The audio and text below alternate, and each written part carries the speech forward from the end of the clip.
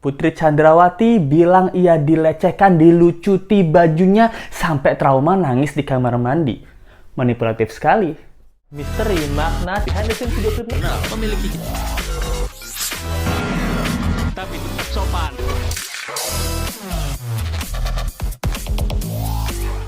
Hai, apa kabar? Kembali lagi di Let's Go. Apa kabar kalian semua? Semoga kalian baik-baik aja. Let's Go masih update kasus tentang Brigadir J ini. Nah, sekarang Let's Go mau bahas tentang Putri Chandrawati. Nah, yang Let's Go mau bahas adalah keterangan Putri Chandrawati yang berubah-ubah sampai 3 kali. Mungkin karena lupa skenario ya. Lalu ada juga uang 200 juta yang katanya diambil dari bank Brigadir J ini. Itu ternyata bukan uangnya Brigadir J, tapi uangnya Ferdy Sambo. Kok bisa seperti itu? Lalu tentang slang. Nah, slang ini ogah atau males buatin lagu tentang kasus Brigadir J. Tanpa basa-basi lagi, let's go kita bahas. Jadi yang pertama let's go mau bahas tentang ini nih. Nah, katanya Ibu Putri ini itu dilucuti sama Brigadir J. Bagaimana yang kita tahu ya bahwa Ibu Putri ini sekarang udah jadi tersangka dan dia menemukan cinta sejatinya, menemani cinta sejatinya sampai akhir hayat di penjara. Tapi lagi di BAP atau dimintai keterangan, Ibu Putri ini omongannya tuh beda-beda terus ya dari awal kejadian sampai sekarang. Nah, awal kejadian kita udah tahu tuh bahwa semua skripnya ditulis oleh sang suami. Nah, keterangan yang sekarang, dia lupa skripnya apa, sampai berubah-ubah sampai 3 kali. Dan yang terbaru, bahwa ceritanya tuh ini nggak masuk akal. Dia bilangnya, si Brigadir J lucutin pakaiannya dan mungkin memperkaos dia, sampai dia trauma, nangis di toilet. Percaya nggak sih? Oh, percayalah. Masa kita nggak percaya? Pembohong, kau pembohong.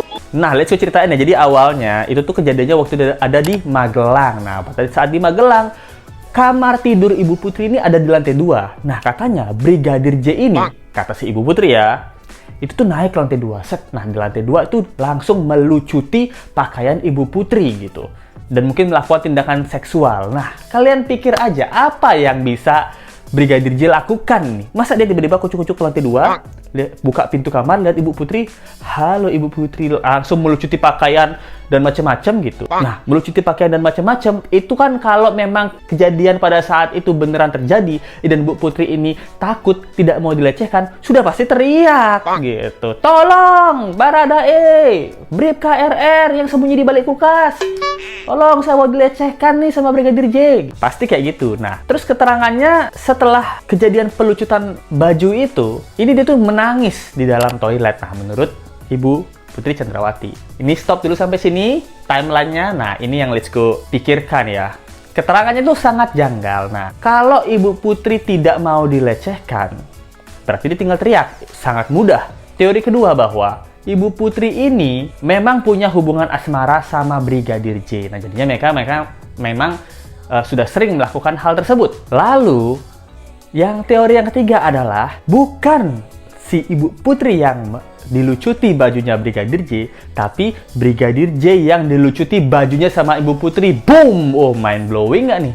Bisa aja Brigadir J masuk ke lantai 2, itu karena dipanggil. Ngapain dia masuk ke lantai 2? Kan Brigadir J adalah ajudan Ibu Putri. Kalau dipanggil atau di WhatsApp, Joshua tolong ke atas dong. Ya, pasti ke atas lah, kucuk-kucuk. Ada apa, Bu? Ini ada yang ganjel tali BH ku. Lah, bisa jadi apa yang terjadi di sana? Maksudnya, secara Brigadir J yang melecehkan Putri Sambo itu agak kurang make sense ya. Apalagi dia segitu menghormati Ibu Putri ini gitu sebagai istri atasannya gitu. Apalagi dia udah baik banget sama keluarganya Brigadir J ini. Nah, katanya setelah dia nangis nih di toilet, Ibu Putri ini, dia tuh nonton TV di ruang TV. Nah, di ruang TV ini ada segala stafnya. Ada Baradae, Bribka RR, Brigadir J, sama Susi. Nah, semuanya lagi di ruang televisi.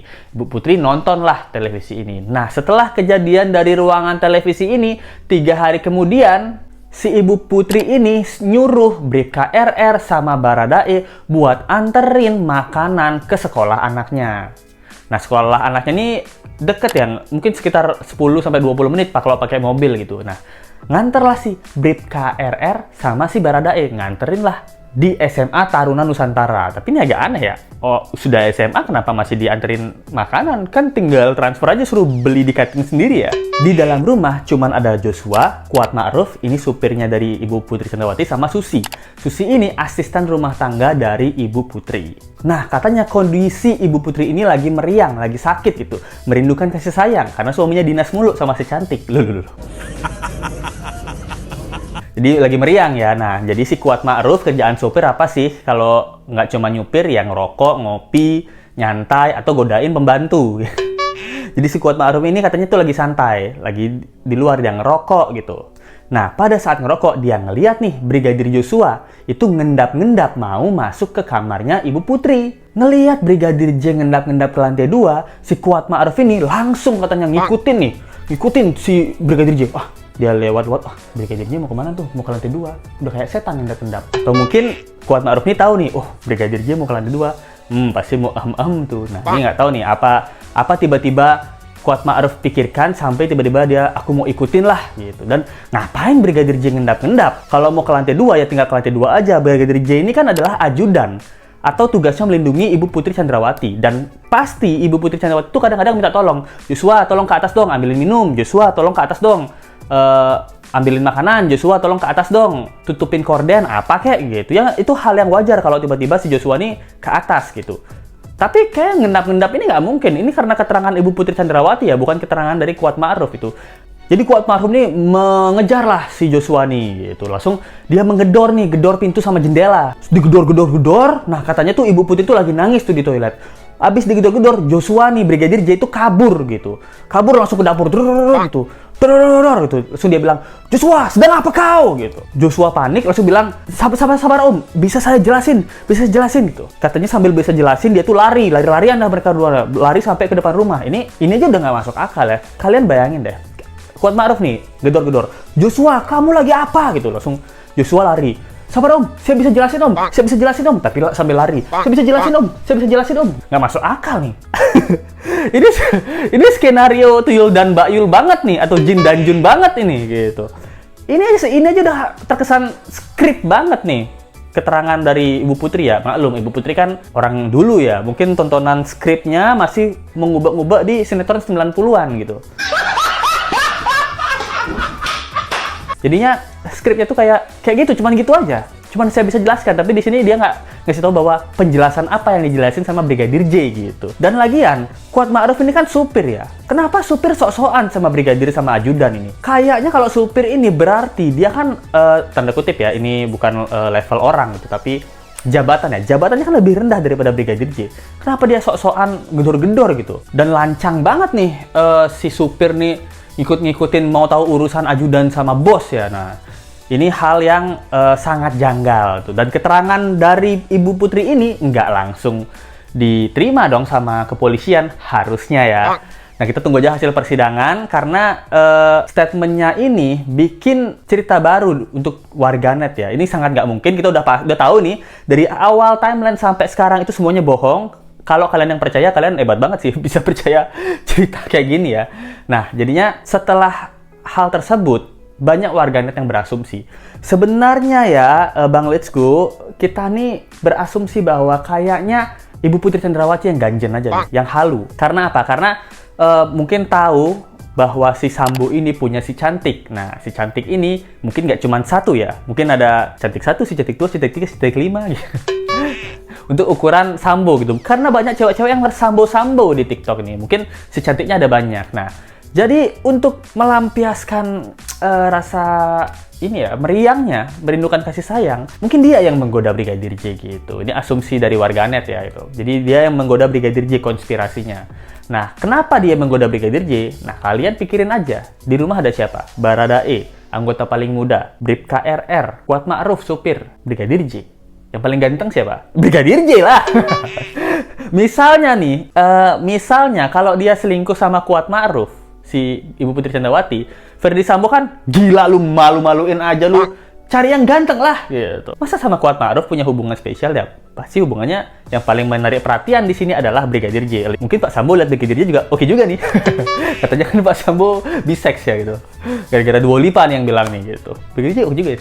Nah, jadinya mungkin karena Brigadir J tidak menerima godaan dari sang ibu dan mungkin ketahuan juga sama Kuat Ma'ruf gitu, tanda-tanda mencurigakan, biar gak malu, jadi dia bilang bahwa ini nih Brigadir J nih yang lecehin aku gitu. Mungkin hal tersebut beneran terjadi bahwa Brigadir J masuk ke kamarnya Ibu Putri Chandrawati. Nah, pas masuk ke kamar Ibu Putri Chandrawati, mungkin Kuat Ma'ruf nih yang memang beneran gedor, pas dilihat ternyata Ibu Putri Chandrawati yang bilang, ini Brigadir J nih yang mau lecehin aku gitu, karena malu gitu ya. Jadinya untuk menguatkan omongannya, dilaporinlah ke Pak Ferdy Sambo. Mungkin karena malu ya bahwa Brigadir J kok nggak mau sih menjalin cinta sama aku, padahal aku udah mau banget nih. Bilanglah sama suaminya Pak Ferdy Sambo, dengan Kuat Ma'ruf sebagai saksi kuatnya, Pak. Tuh tanya tuh, Ma'ruf, kemarin Brigadir J ke kamarku kan, bener nggak Kuat Ma'ruf?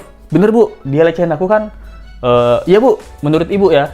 Bisa jadi. Keterangannya ini sangat berubah-ubah dan takutnya gara-gara cinta monyetnya Ibu Putri sama Brigadir J ini, itu membuat Pak Ferdy Sambo tuh malah naik pitam ya. Halu dan manipulatifnya si Ibu P ini membuat salah paham. Jadi Ferdy Sambo marah, mungkin saat itu udah marah dan pengen langsung nyikat Brigadir J, tapi Ibu Putri takutnya kalau langsung nyikat di sana, Brigadir J itu kasih tahu yang sesungguhnya. Enggak Pak, sebenarnya saya yang digodain sama Ibu Pak. Ibu selalu goda-godain saya Pak. Jadinya banyak kuat dugaan bagi warganet bahwa si Ibu Putri ini yang ganjen sama si Brigadir J. Gitu. Sampai akhirnya Ibu Putri pun ikutan meeting buat menghabisi Brigadir J dan bilang 1 miliar. Kenapa? Seorang Brigadir J ini sangat-sangat berbahaya atau sangat-sangat menyakiti bagi Ferdy Sambo. Sebenarnya Ferdy Sambo sangat gampang aja kalau mau mutasi Brigadir J, tapi karena mungkin bisikan-bisikan dari Ibu Putri atau omongannya di Oliva Bener yang tentang biseksual LGBT itu, Ferdy Sambo yang tersakiti. Ternyata selain aku suka sama Brigadir J, istriku juga suka sama Brigadir J. Bisa jadi. Kan karena kasusnya kita kaitkan dengan LGBT ya. Jadi dua-dua orang ini sama-sama suka gitu. Jadinya kalau dia mutasi, takutnya Yosua ini bilang, sebenarnya Bapak juga goda-godain saya, Bu. Saling diadu domba nih, dua-duanya malu. Satunya ketahuan bahwa si ibu goda-godain Yosua, satunya lagi ketahuan bahwa si Bapak juga goda-godain Yosua. Nah, kalau dengan terkait isu LGBT ya. Nah, lalu tentang kabar 200 juta milik Yosua yang diambil sama Ferdy Sambo. Menurut Hotman Paris, itu adalah uang Ferdy Sambo, uang kas dari keluarga tersebut. Karena Hotman Paris bilang, dia tuh juga transfer uang 100 juta ke asistennya, ke staff accounting. Jadi 100 jutanya staff accounting ini nanti dia yang bagi-bagiin atau potong-potongin mana-mana aja nih dana-dana yang harus dipakai. Nah, menurut Hotman Paris, 200 juta dari Ferdy Sambo ini adalah dikirim ke rekening Brigadir J. Nanti Brigadir J yang motong-motongin, oh ini buat makan-makan, ini buat bayar listrik, ini buat bayar bensin gitu. Jadi dari Brigadir J yang katanya motong-motongin gitu katanya pendapat dari Hotman Paris. Nah, kalau dari Slang sendiri, Slang itu pernah ditanya apakah mau buat lagu tentang Brigadir J. Bim Bim bilang nggak mau, males gitu. Kenapa? Karena kasus Brigadir J ini udah banyak banget tersoroti ya. Jadinya dia nggak perlu buatin tentang lagu tentang kasus ini. Tapi kalau kasus ini nggak tersoroti, makanya baru dia mau buat lagunya gitu. Ini kan yang aneh adalah media nih, media setan nih. Kenapa kamu tanya atau memaksa Slang buat lagu tentang Brigadir J gitu? Buat apa gitu? Ini memang media kadang-kadang aneh nih, tapi jawaban Slang juga bisa dibenarkan karena dia nggak mau aji mumpung ya. Jadi itu aja yang bisa Leslie sampaikan. Gimana kalian tentang kasus Brigadir J ini? Apakah teori konspirasi tentang halunya atau manipulatifnya si Ibu P ini itu ada di pikiran kalian juga nggak? Bahwa si Ibu P ini dialah orang yang sebenarnya halu dan pengen banget nafsong sama Joshua. Tapi Joshua nggak. Joshua menganggapnya seperti bos biasa aja. Nah, komen aja di bawah tentang pendapat kalian. Jangan lupa like, comment, share, dan subscribe video ini. Terima kasih banyak yang udah nonton. Kalau kalian menonton playlist tentang kasus Brigadir J, di channel Let's Go cari playlist kasus Brigadir J. Di situ sudah ada dari awal kasusnya sampai saat ini. Kita ketemu lagi di video berikutnya. Sampai jumpa lagi. Bye. Misteri makna behind the scenes video klip Memiliki tapi tetap sopan.